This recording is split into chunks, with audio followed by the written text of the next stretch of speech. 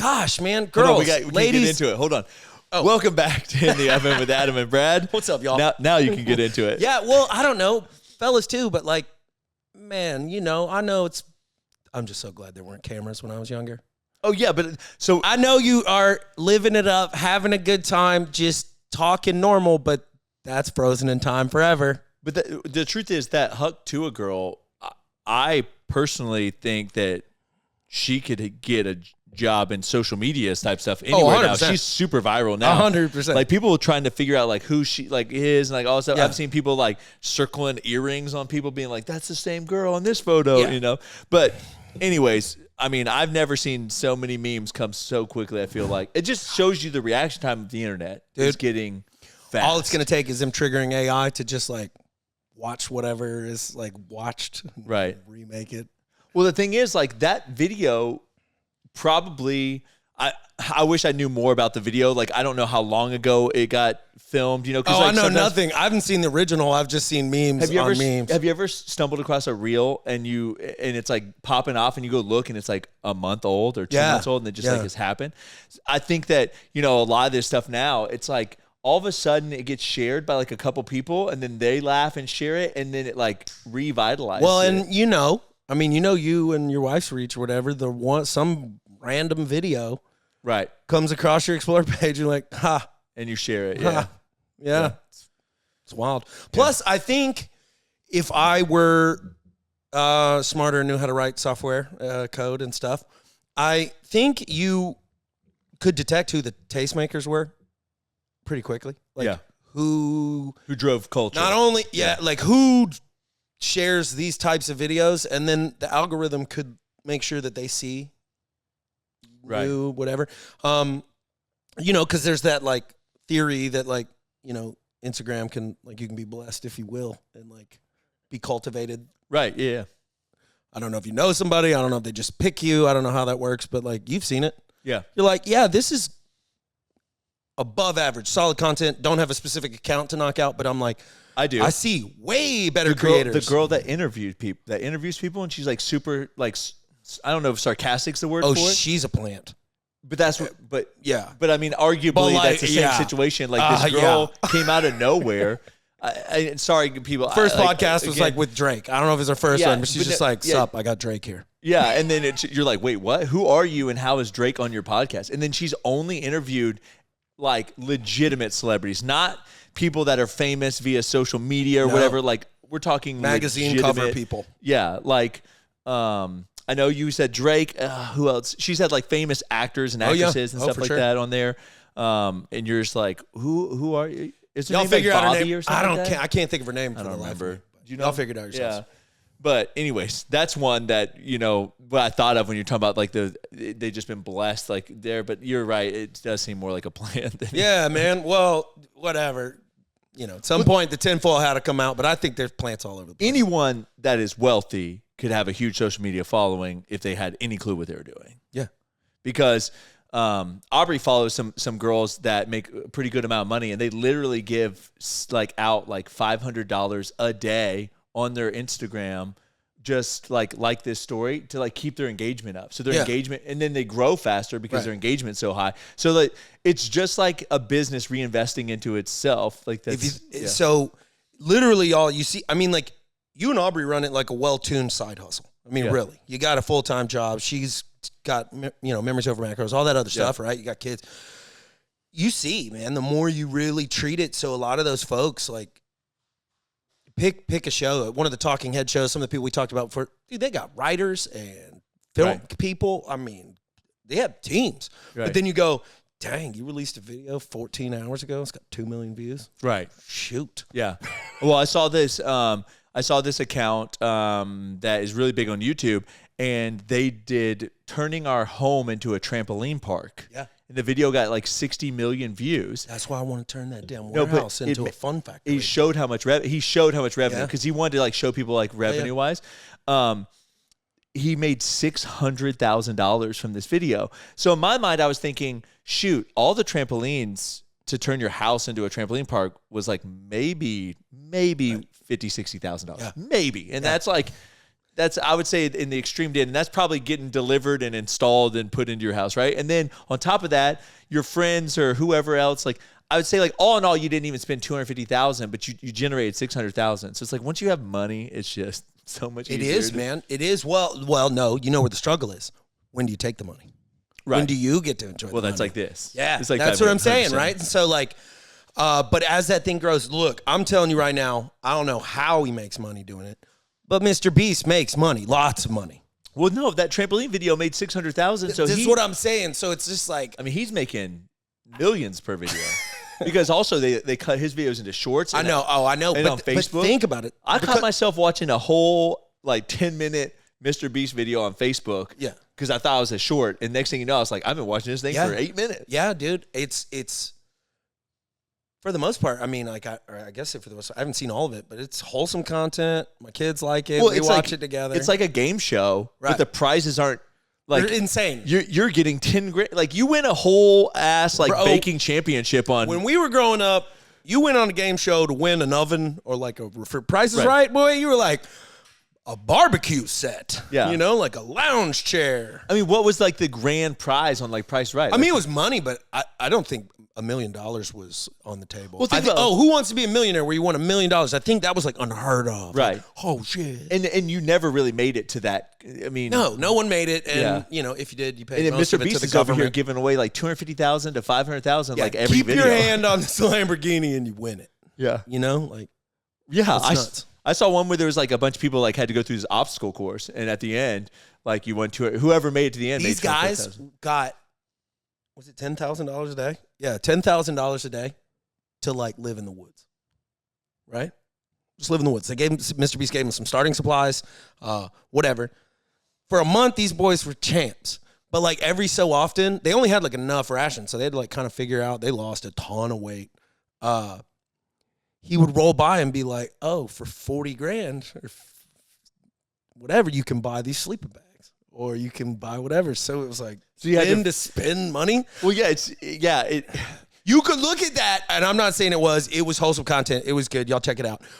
But like, you could also look at it like that would be like what a rich person, like a movie about like a wealthy person, like kind of torturing a poor person. You know, like Yeah. You thought you had some money. But his videos are so captivating because, like, you want to know what happens next. You do. Because I think the risk reward is so high, right? Yeah. Like, are they going to make it another night? Or I saw one where they buried someone underground, and they had to be in there for 24 hours. Oh, I know. And they had no clocks, no way of telling time. Yeah. And if they were in there any less than 24 hours, they didn't win the money. Yeah. And it was like $100,000. So you're in your mind, you're like, when I hit 24 hours, I got to keep staying in because I need to figure out if I'm like how long I'm in there. And, you know, obviously I have some questions like how's the bathroom situation work because it doesn't talk about any of that stuff. But watching it, you're like, the dilemma is so big. Like, what would I do? How would I, like, you know, be able to What's the price? $100,000 for 24 hours. I mean, I would do it, but it would be terrible. Right. That would really He suck. ended up staying in for 36 hours. That would be really shitty for me, though, man. You know how much I like to move around? Yeah. I would, like, probably have to pop Xanax. Not because I'd be like, I'm not claustrophobic. Yeah. So long as I was confident in the have, like, construction. anxious energy type thing. Yeah, I want to move around. Yeah. Well, though, when I am forced to, like, sit down, I just get real tired. Right. I mean, I'm like classic ADHD. Normally when I sit down, I get tired. So I get up and move around to, like, stay awake. Yeah, and then like caffeine and stuff helps me just kind of focus. Right. Stupid. But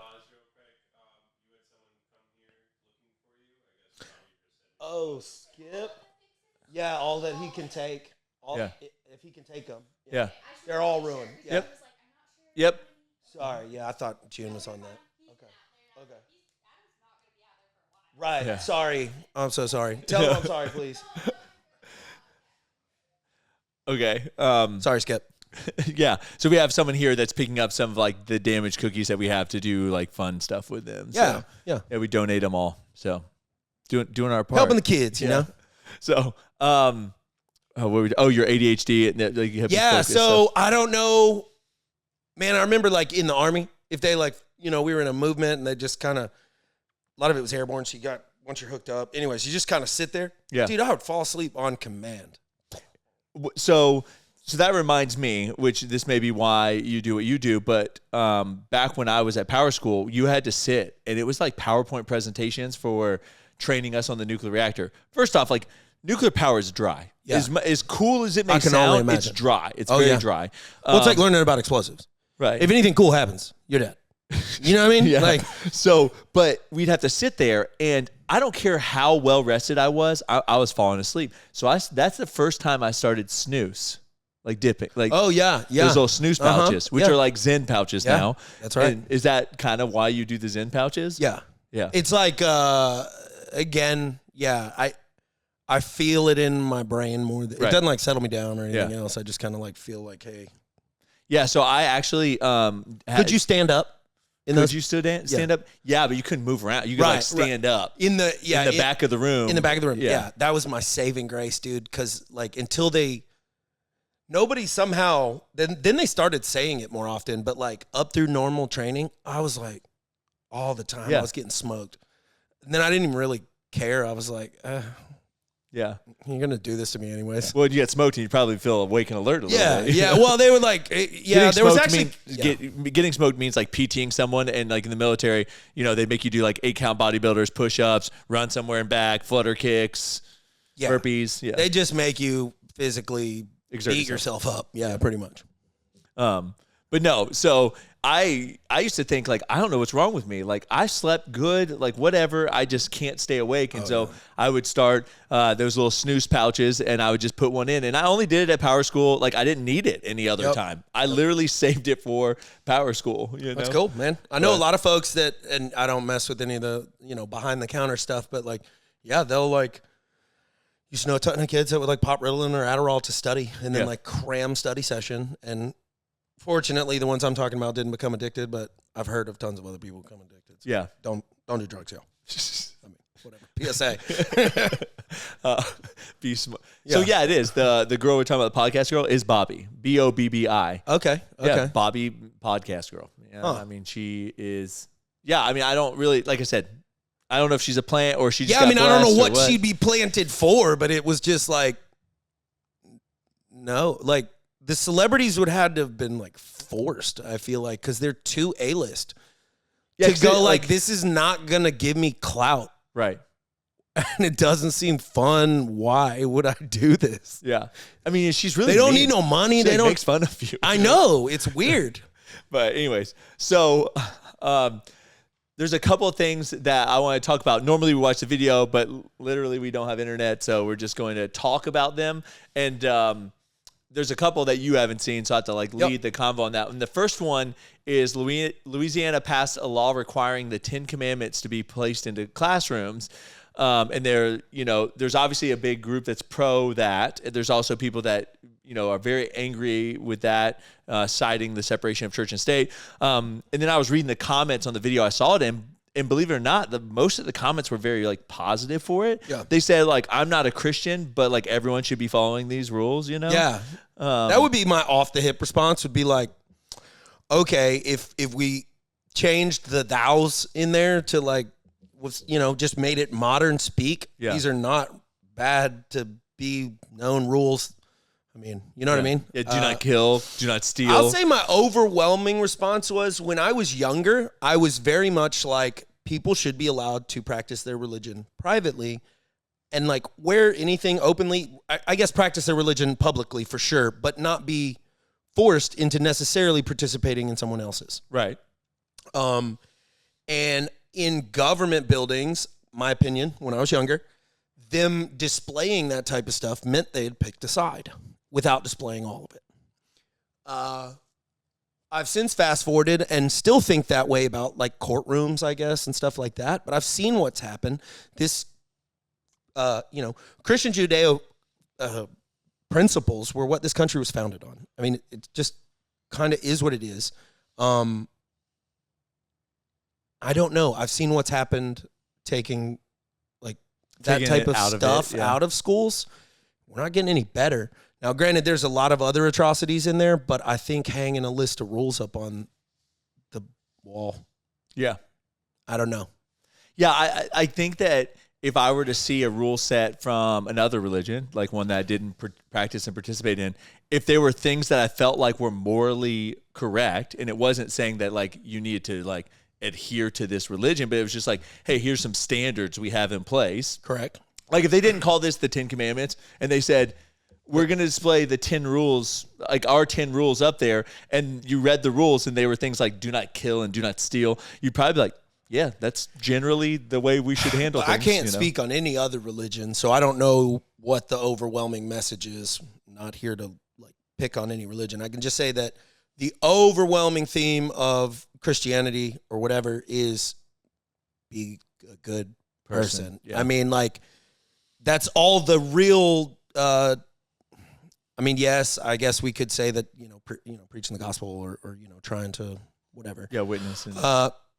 Is important parts, but like most Christians I know you'd only really know that unless you knew them a long enough to know their activities, right? Or you just flat out asked them, right? Because the whole idea would be that like you give so much and you're such a nice person that people go, what's different about this person than that's me, the aim, right? Because I know I have plenty of friends that follow other religions that are way nicer than some of or way better people than some of my Christian friends, unfortunately. Or whatever, fortunately for their religion. But, that's the message, right? Be good. So, yeah, whatever, man. As I get older, I turn into a grumpy old man. And my thought goes to, we've seen what happens when you take it out of the classroom. If you put it back in, I really don't see any downfall of it. Yeah. But yeah, that's like I said, I think if I saw any other religion's rules up there and I felt like they were like good moral guiding lights, if you will, then I wouldn't be opposed to it either. Well, we went to, friend, neighbor's birthday party, their little girls, friends with my little girls, and we were the only light-skinned people, Indian family. They're the nicest people. I worked with a ton of folks overseas in the Middle East that had all different kinds of religions, plenty of nice people, but I think the point there is there's characters of principles of people, right? That just because you have a difference of faith doesn't really necessarily mean anything. So right, yeah, and I don't know. I think that, like you said, a lot of this was founded with a kind of like through a Christian looking glass, even if it's not. It's the pendulum, like we talked about. It's people are so angry now that the folks that are fighting for this are fighting for this with the rage of all the other things they feel like have probably been taken away from them, right? So these people, the folks that are against it see these people as literal, like, crazy religious people, right? Yeah. And if they but they can't take a moderate approach, because if they don't take it with this kind of passion and energy, it doesn't get enough news coverage, they don't get enough support behind it. And so then the folks that show up to fight it are they're the crazies from the other side that are like, they'll wear a cross and, intentionally not live by its meaning. Like I've seen the clips of the girls. They won't do it with the other religious symbols. So it's like, for whatever reason, they show up to just attack that one specific religion. So it's a fight. Yeah. You're not going to get anywhere in that argument. It's silly. I don't know how it's turned. Like they wanted to put like Satan ritual thing. Right. It's like, dude, really? Right. Okay. Well, I've also noticed too, like people act like if you agree with like a portion of anything, then you all of a sudden have agreed to the whole, kind of like this idea of like, you can't like any part of this whole thing, right? So, or else you like it all. And so that's another like extremist thing. It's just like, well, I struggle with that. I don't, I know you're supposed to, but like I have plenty of questions about the Bible. Oh yeah. Okay. But the message is whole. Right. If you think logically about it or whatever, you kind of have to go like, I guess it was the time, so I don't. Right. They just talk like that, or that doesn't make sense, whatever.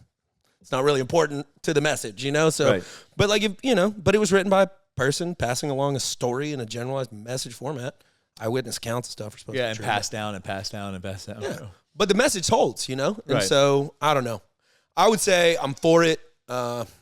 Yeah, I'm for it. And truthfully, if folks were outraged that the government had to pay 1 cent, if you just offered it to churches, like that, the churches put them up in every school in America. I promise you that. Yeah, the church coverage. Church, man. My church would probably try to foot the bill. You know, Yeah, I'm for it.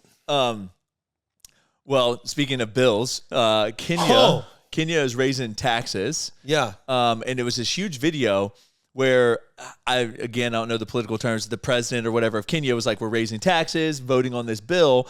And it was on a lot of like very necessary items that were going to be raised. And it's quite a hefty tax. And he was like essentially saying like, y'all are undertaxed anyways, but there's like huge protests and like uproar over this. And actually after the video, I now saw that it has passed. Yeah. And there's some people very, very upset about it, but they said, hey, we have too much debt. We need to raise taxes. And you and I both feel the same way about that. Well, yeah, I'd like to know who in government in there, you know, if I were one of their citizens, who government got exceedingly wealthy during that time, because that's where some of your country's debt is. I think, you know, it's easy to look at, I think, when you look at the smaller countries, because y'all are like a big tribe, right? Right.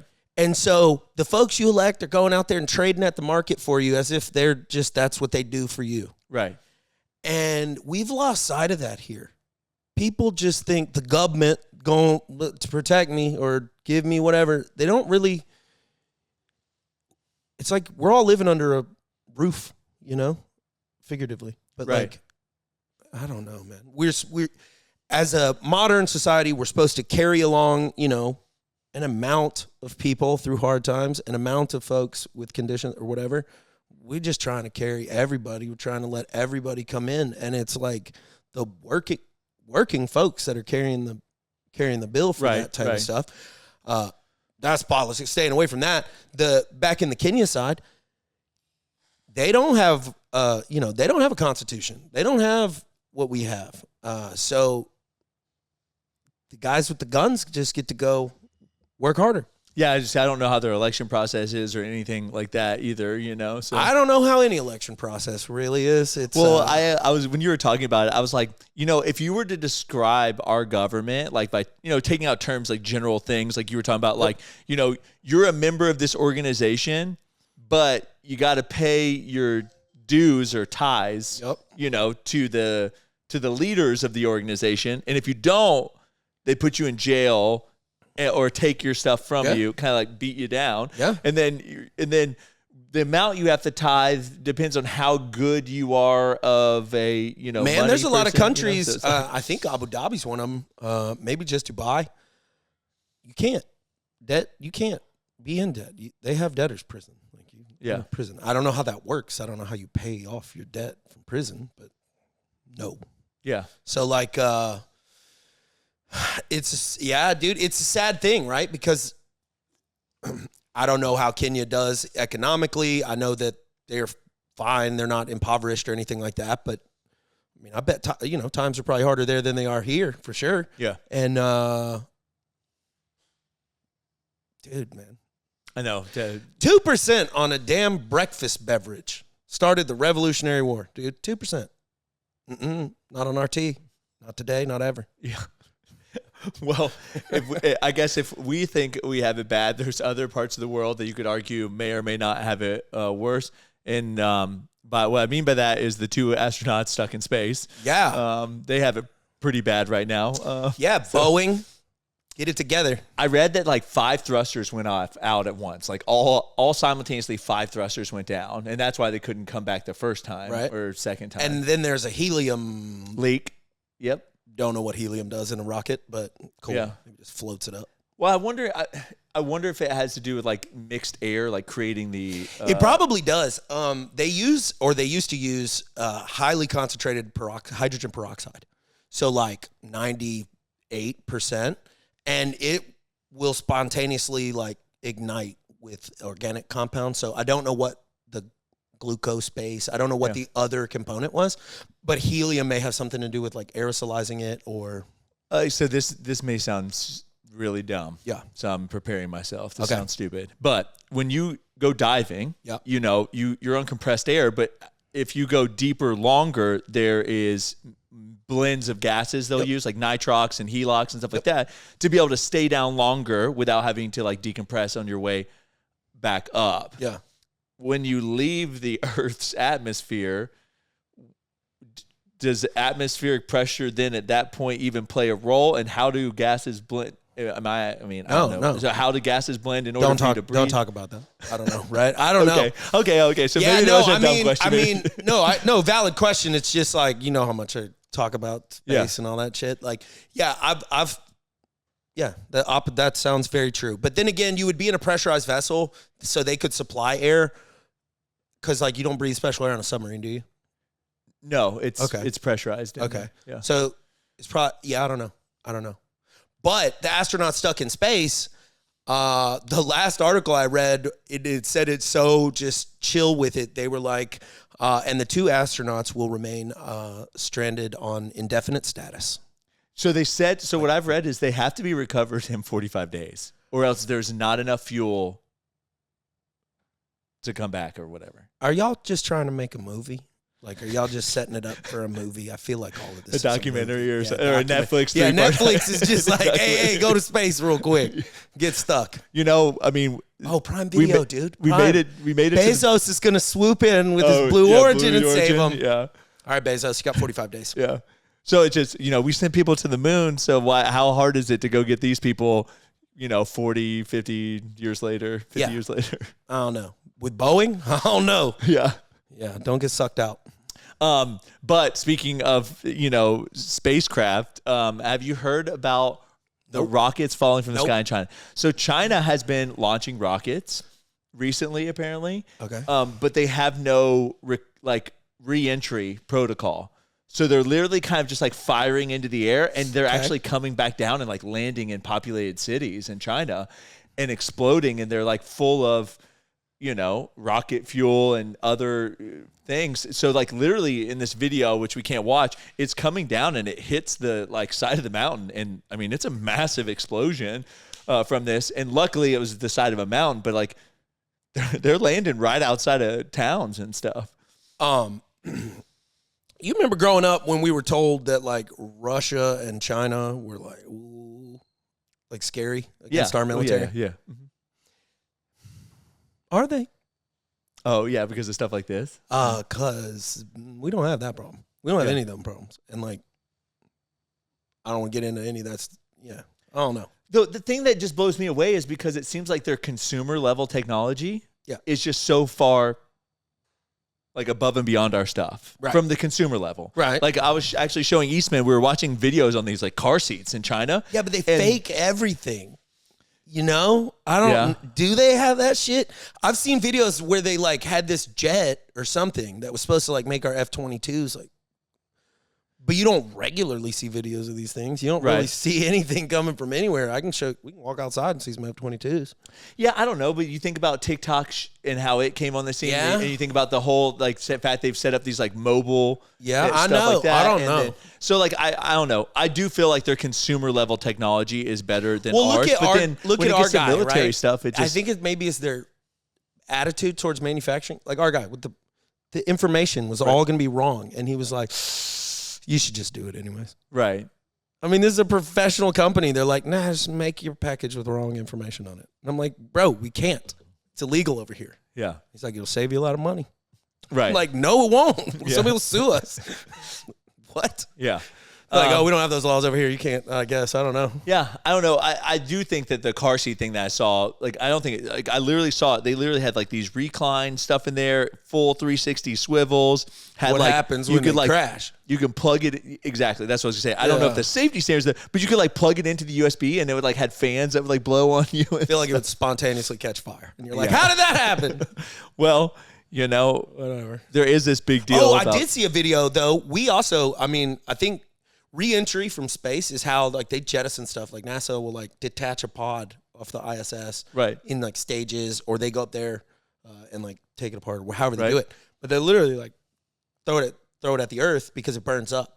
But there was a chunk that went straight through the roof, through the second floor, through the first floor, was in the basement, and was like in the foundation of like, I don't know what, slag at that point. A piece of metal, right? Yeah. And the people are suing. Yeah. Vroom. Yeah, I saw the story. Yeah, They're I hope they're suing NASA. Yeah, as they should. For damage of their home that was they didn't like, apparently that doesn't covered under insurance, which I think that should be. But anyway, anyways, went through your kid. and then emotional damages and stuff like that. Yeah, I would.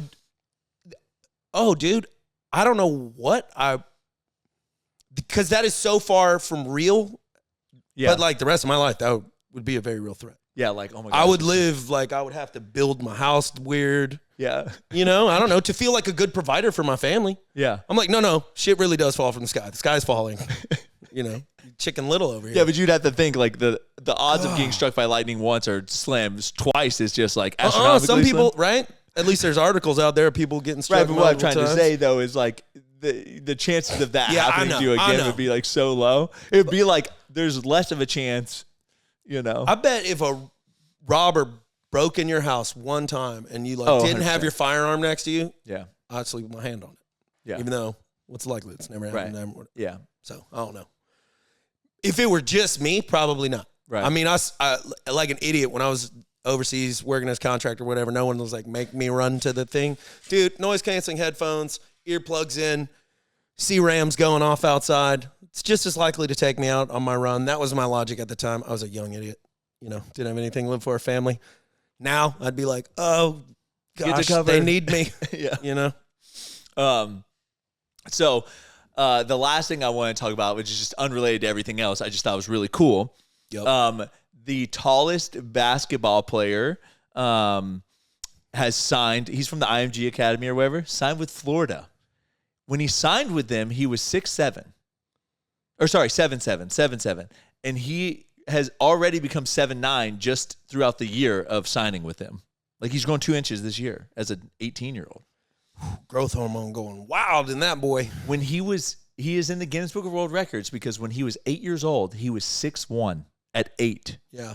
Now imagine Liam at 6'1" right now. Oh, Liam's too tall now. He's like going to be taller than Kirsty probably end of the year. Right, but what is he? 5 foot? Yeah. Probably 10? 4. Yeah, 4'8", maybe 4'9", maybe. Yeah, 6'1". Dude, they're them freaking man childs. You know, go to like a U12 Oh yeah, softball. yeah, Like, who the hell is this? yeah. I've seen. They freaking look like me coming out there. It's facial hair and everything. Yeah, I mean, 6'1" is just. Oh, so I know big they're tall, not normally you know? tall like in baseball, you know, but they'll be like 5'4". I always kids wonder, that, man. Do like, they like give kids? Do they ever stip like a tall kid? Do they do anything to stip? Probably not. I'm not saying that, but like you could get. I mean, that's what they made growth hormone and stuff for. So if you were like already tall, Dwarfism and if you're stuff. already freakishly tall, might as well be the tallest freakishly tall person. You know. Do you know anyone that's taking growth hormone as like a child or anything? I had a friend that with his child. Okay. Yeah, because he is short, and like, you know, And the child was going to be short? Yes. Do you know if the child is tall now? They're tall. Like Got really a lot tall? of money. No, not freakishly tall. Just she was underdeveloped for her size. One of those kids looks Right. several years younger than she was. Right. And I actually saw her about 2 weeks ago. Had this conversation. I don't want to call anybody out. Yeah. Had this conversation with my wife, and I was like, she's like my height. She's like tall. Oh, okay. You know? Yeah. Okay. So. And she was like on pace to be like 5 foot tall. I don't know what the on pace was. You know, I didn't really grill him about it, but it Yeah. was like probably when she was like 5 or so, maybe 6, and like maybe 7. I don't. So then there was a period of time where I didn't see her. So I don't know. We talked about it. Yeah. I actually got to take that back. I don't know whether he fully went through it, but he was like heavily talking about it with the doctor and everything because she probably looked like, I mean, just short, way short. And petite and really small. And then, like I said, saw her 2 weeks ago, maybe a couple weeks ago, and yeah. See, My height. See, I always. And she's taller than her parents. See, I wonder because at the end of the day, like you can find a doctor that will prescribe it for your child even if they don't need it. Oh yeah. I wonder if anyone has ever done that, like been like, I'm gonna make sure my kid is like stature. How much money you got? Yeah. You know, them islands weren't that. There's other islands out there where they do whatever you want. Right. Yeah. I look figurative, but Could you imagine though? Like, I mean, like someone like us, like Letty is going to be tall. Scarlett is going to be tall. Like unless something weird happens, like every time she's been measured 90%. I think we are. What if I just was like, let's give Scarlett? I think we are less than a decade away from full genetic manipulation, like selective breeding, almost. Full genetic manipulation. Oh, okay. I mean, I think we will understand fully DNA at a level that we're just in every area of science and all the, and I don't even mean AI, but like computing power. Yeah. Just more people are thinking about it. More people are computing, and there's more tools.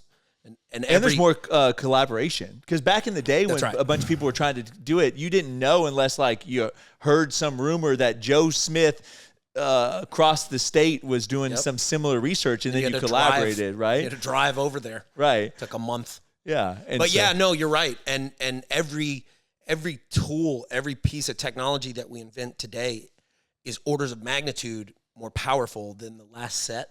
Yeah. So you go from digging with a shovel to like a freaking loader to like immediately to like one of those gigantic earth moving things. Right. Can't even ride on like just like. Right. And so, yeah, at the genetic level, you should be able to selectively remove the genes that cause cancer. I mean, they can already identify the ones that will like where you're likely to get it, right, or more likely predisposed to it. Yeah. They should be able to do all that. Yeah. Yeah.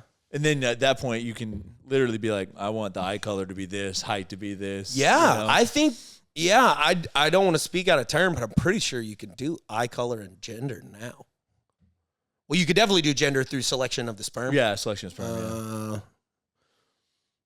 I don't know if you can do so fluid and then so hormonally driven that like they're trying to do it with adults now. So I don't. It's way easier before anything forms, I guess. Yeah, it's terrible. That is, yeah. I think that again, you kind of like start having to draw these like lines of like what's ethical and what's not ethical. What line are you attempting to play God? Right. What is our tower? What is our tower? Yeah. Where he's gonna come back and go, no. Right. Yeah. Y'all get too powerful, you mess with my plan here, and then smoting. Thinking about like technology and stuff, something I really want to do. So I need you to hold me accountable. Is like I want to interview my grandparents before they pass away. Like I didn't get to do that with my grandfather who has, and my grandmother on my dad's side has gotten older, and her mental. Would she come up here and do it like this? I don't know. I mean, I could definitely set something up. Yeah, as long as we use the elevator, because I don't think she'd get upstairs. But love to interview them just to talk about like what life was like. And I actually think that my grandmother that is suffering from Alzheimer's dementia, she's actually really good about recalling like long memories. Memory. So she's actually opened up more about it to my dad, to the point where he's learned new stuff about her recently. So maybe it wouldn't be a terrible thing. I just want to know what life was like, because I think a lot of times like we can get down here on ourselves being like, oh, my life's so hard, this sucks. It's like, bro, like they had to legitimately go milk the cows, or else like you weren't going to eat tonight. Yeah, dude. Like there's very rarely a circumstance where like you cannot get food tonight if you want. Well, there wasn't so much going on because people spent a large portion of their day maintaining their lives. Yeah. Running a stove that took wood. Right. Chopping the wood. Cranking your car to start it, or walking. Yeah. I mean, just churning butter. Yeah, just in general. Our hardest days are normal, or their easiest days. Yeah. I think people get down on themselves today, honestly, because we have too much time to think about ourselves and not do. Yeah. Because I can just DoorDash my food. I can just get my Well, and you're just overstimulated with like information you don't need to know. Like I find myself sometimes like people talking to me and I'm like watching a video and I'm like, why is this video like more important than what's going on around me? Because this video, though I'm going to learn something, I can pause it, I can stop it, or at the end of the day, it truly is not going to make an impact on my life. Well, right, but like grocery shopping only became irritating when DoorDash gave you an option. Right. I love DoorDash. I hate grocery shopping now. Right. But it was just part of my week before. Right.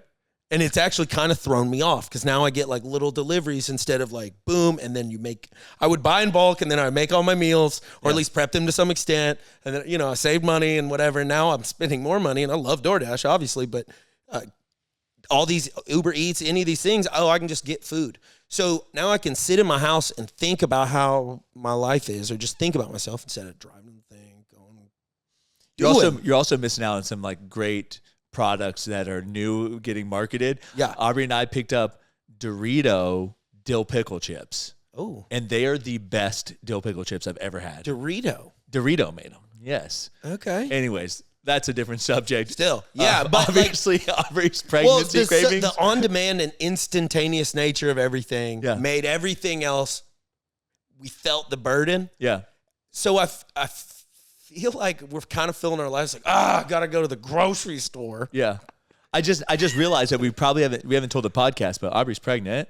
Oh, yeah, that's right. So, but we'll get back to that later. I wanted to ask you, what questions you think I should ask, and I'll ask, y'all too, like what questions you think I should ask my grandparents? Because to me, like certain questions I want to ask is like, can you describe like what a normal day in your childhood was like from a work standpoint, and then from a like what free time? Like, what you and your brothers or friends, how did you meet friends? Yeah. Like, how did it, because now it's like, how do you make friends? It's like, well, we met them at school, but like, I don't even know if my grandparents went to school as far as like a schoolhouse, or if they were kind of homeschool. Like, I don't even know, I would lean in and ask, what in your life would you do over again without even thinking about it? Okay. Like, yeah. Run it up for me. Because there's like stuff I think I would add to my list that in the time I thought, like they were terrible, and then afterwards they weren't. Yeah. Maybe like I like what was the hardest but most rewarding thing you've ever done? I mean, you can drill down from there obviously to help guide that, but just sort of like, tell me about all your wins. What's your favorite memory? Yeah. What was your favorite food when you were a little kid? Yeah. Like, I don't know what. I'd come up with some questions, but like. What's something you remember? I think my questions would be, strange, but whatever. What's something that your father did that really meant something to you? Oh, yeah. Reaching like back that. into the past. Yeah. Yep. They can help guide you, kind of be like, oh, all right. Yeah. I at the end of the day, I just think that, like, I sat down, like I said, with my grandparents the other day, and we were talking about just like, we used to go to a lot of family events, and I never correlated to how I was related to these people, because at the end of the day, you're 8. Right. Like someone's like, that's your cousin. You're like, okay, that's my cousin. Right. But at the end of the day, like all these older people around, like, who are they? And then, come to find out, like, that's my grandparents' siblings, And so this guy I follow on Instagram, but his name is eluding me right now. He kind of brought it into perspective, but like, you got 2 people came to make you, right. 4 people to them, 10 generations. At 10 generations, 4,096 people. The combination of that many yeses, that many like right occurrences to make you, it's just wild to like think about. Well, I also saw this, kind of speaking of this in a different perspective, same philosophy. I saw a video that showed like these 2 people got married. These are their 7 kids. These are their kids' spouses now, so that was 14, and it showed how like 2 people effectively create so the opposite direction, right? One of way is you're like looking up at how blessed you are to do that, but also the next direction is think about what you're doing in your life and like the effects it has downstream, Right. One of them is like looking at the rock that caused the splash, and now you're the splash and like what you're doing. Well, if you think about it, you're exactly right. But there is a trend. I mean, we just talked about it. You guys are having your next kid. If 2 people make 2 people, then you have a neutral birth rate. Right. If 2 people make 1 person, you have a declining birth rate. Right. If that happens, it starts happening quicker. Right. And the trend now, I think, is like try to convince everybody, or at least the modern stuff is like, don't have kids, have dogs or whatever the jokes are. Yeah. Enjoy your life. Do it later or don't do it at all. Be selfish. Truthfully, if you have that mindset, cool. I'll have extra kids for you. I'll adopt some kids. But you did. You had an extra. You got 3. Yeah, I got 3. But we want more. But Kirsty had her tubes taken out, so Okay. we can't. But you're living vicariously through us. Yeah, that's why I love babies. I love everything, you know. And I don't know. Truthfully, I really love where our life is, so I say that out loud. But I really get to spend quality time with my current children that I feel like I would be very distracted from with a baby and everything else I'm doing in life and yada yada. Yeah, you can just enjoy so our baby. super top of mind. I know you will, and I'll be there to remind you. But like, you got to pull time away back to Letty. That was, you know, that's tough. That's tough. Yeah. With Liam, see, me and Liam were at the hip. Just Kirsty and my lifestyle. Like, I picked him up. Like I was just with him all the time. Did the grid stuff. Left for one trip. The longest one I was away from was like 3 weeks, maybe a month, without coming back. And like, the kid hugged me for like 45 minutes. Whatever. Right. Sweetest thing ever. Core memory. And but right after Emerson was born, Michael hit here. And so I had to springboard switch my landscaping company into a storm cleaning company, try and get sales. Kirsty's over in Destin, basically. Right. And so when I would go over there, that was super tough because I was seeing them very little, and I want to hold my baby. My son is like, you know, anyways, it was hard. Yeah. I wish I could have, I don't know. I don't know how I could have handled it better. Do you think it was harder to go from 1 to 2 or 2 to 3? 2 to 3. Yeah. 2 to 3. 2 to 3 because then you have 2 of them nagging at your attention. And then, truthfully, that third kid lifestyle is 2 of them ganging up on the other one. Right. All the time, all day long, just to entertain themselves. Make your sister cry. Make your brother cry. Make whatever. So, I mean, whatever. But, I don't know. I'll do that again in a heartbeat, boy. Well, we were talking about something the other day, and they said, you know, what's something that's classy if you're rich, but trashy if you're poor? And someone, you know, people bring up funny things like drugs, right, and stuff like that. Having a ton of kids. Not paying for things, yeah, you know? Right. But having a ton of kids was brought up on there. And, yeah, I feel like, not that it's classy or trashy, but I feel like a lot of my friends are on either one or other end of the spectrum that have multiple, like it's 3 the damn plus pendulum. kids. I feel like going again. You know, everybody's jumping off into the we're homesteading.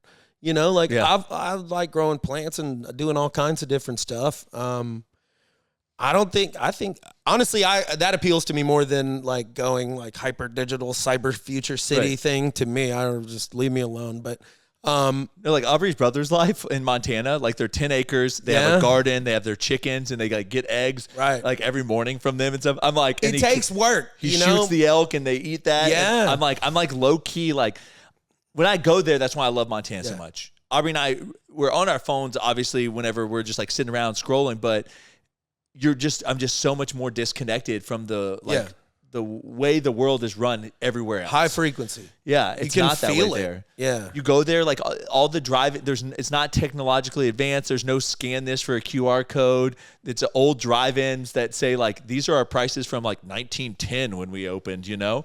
And you see all this stuff and it just like, it feels like a simpler life. Yeah, man. And everything now is just like, go, go, go. Why can't you keep up? Go faster. Yeah. You know, and everybody's like, doesn't like it. You can tell. People will literally list out, you know, their problems. Yeah, I've found myself like yesterday, I was like, I bought a new watch because I'm trying to be like better into the running stuff, and I wanted a Garmin, and then this particular Garmin is like the best of the best, and I saw it on sale for 30% off. Yeah. So it was $700 for this like $1,000 watch. So I pulled the trigger, and it has been a nightmare setting this thing up. But because it was doing all these updates, I like put my phone in the room with the watch, and like the whole afternoon, I was pretty much without my phone. And it felt really weird to me because I don't, you know me, like I literally have my phone on me all the time. I'm probably the easiest person you know of to get home. And it felt, I like was anxious at times because I was like, I wonder if someone has needed me, you know? Super weird, I know. But I felt so much better at the end of the night, like having to just been like, I was present for the whole night. I didn't disconnect. Yeah, dude. Not my quote, obviously, but things we own end up owning us or whatever. Yeah, dude. Just the ability to be connected. All of it has surmounted to patience being like folks having no patience. Right. No attention span and no patience. And so like I don't know, man. How did we get a hold of each other back in the day? I mean, I remember calling my friends' house phone numbers, and it would ring, ring, ring, and no one would answer. And I'd be like, guess they're not home. Yeah. You know? Didn't even leave a message. Whatever. Right. No big deal. Right. I remember when caller ID came out, but even go back even further. It's like, yeah. People just had more patience, I think. And, yeah, it's really – I mean, I'm not saying that I have it, but – yeah. That's why. Yeah. So, I mean, I definitely am going to like try to continue this year to like disconnect from my phone. Yeah, man. Well, and you got you got the property up there? Going to be breaking ground later? Yeah. So, obviously, property stuff has been good and bad. I thought I was selling a property in a couple weeks, and D.R. Horton backed out.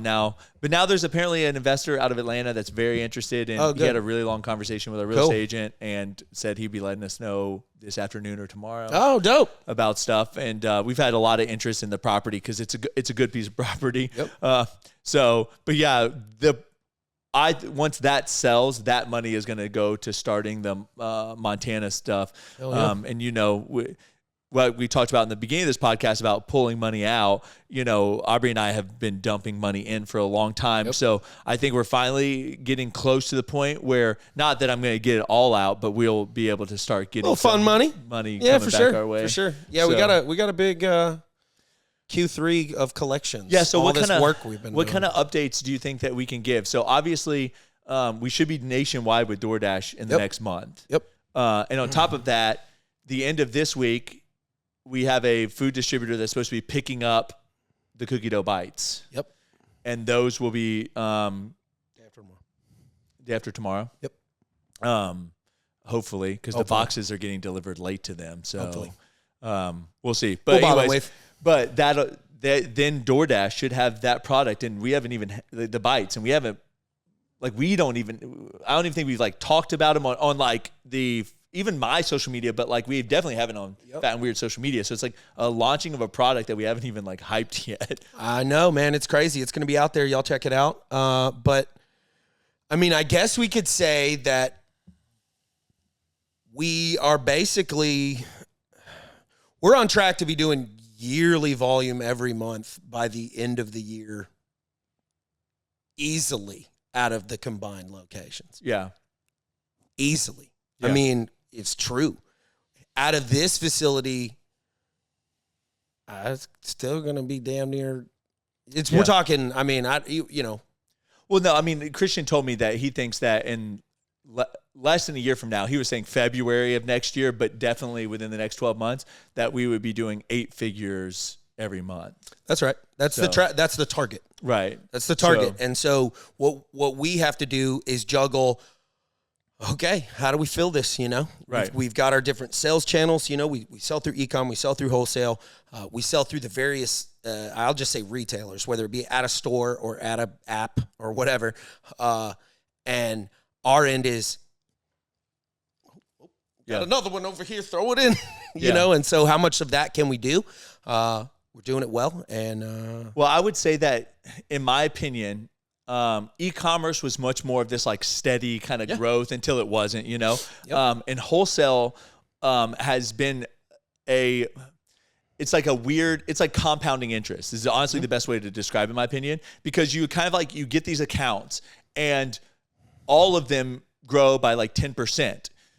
And so that's a good bump. You're like, oh, great. And then the next month they grow by 10%. And like, as it grows, it just starts getting steeper and steeper and steeper, that like, when you grow by 10%, all of a sudden you're like, oh my gosh, this 10% growth is more than their initial order was like 12 months ago, just the growth, not including, everything underneath it. So kind of stuff we're working through and kind of getting the budgets and finances for is when we have that 8 figures in revenue, we need that 8-figure, we need to be able to hold that 8-figure accounts receivable for net 45, net 60, net 30, whatever it is. And we've been juggling it, and we've been juggling that well too. So right. Yeah. So I think at 10% growth every 7, however you're compounding that 10%, every 7 it doubles. Yep. So if you're growing by 10% every month, that means after the first 7 months, you've doubled in size. Yep. And then the next 7 months, you've doubled from that size. So now you're 4 times as big as you were. Right. So we have a customer that wanted us in 7 of their distribution centers. We said, okay, cool. We can handle that volume. No problem. And then they were like, oh, we made a mistake. We actually want you in 10. Well, it started at 3. Well, it did. Yeah. It did. But then, kind of last-ish minute, we're actually going to want you in 10. And just to extrapolate, because the different distribution centers are not all getting the same amount, the extra 3 that they put on was 30,000 cookies to each location. So the extra 3 brought on 90,000 additional cookies to one order. So, right. That's one customer, y'all. Right. We holding it down. Yeah, 90,000 cookies during the peak of Fat and Weird's time frame. 90,000 cookies would have been over 2 months worth of cookies, and that's just like he said, that's the accident on one customer's order. Yeah. Right. So it is crazy how that works, but it's all been great. I know that a lot of people watch this for business topics and updates on Fat and Weird. Next month on Monday, so I think July 1st is Monday, we have a full-time videographer starting for Fat and Weird.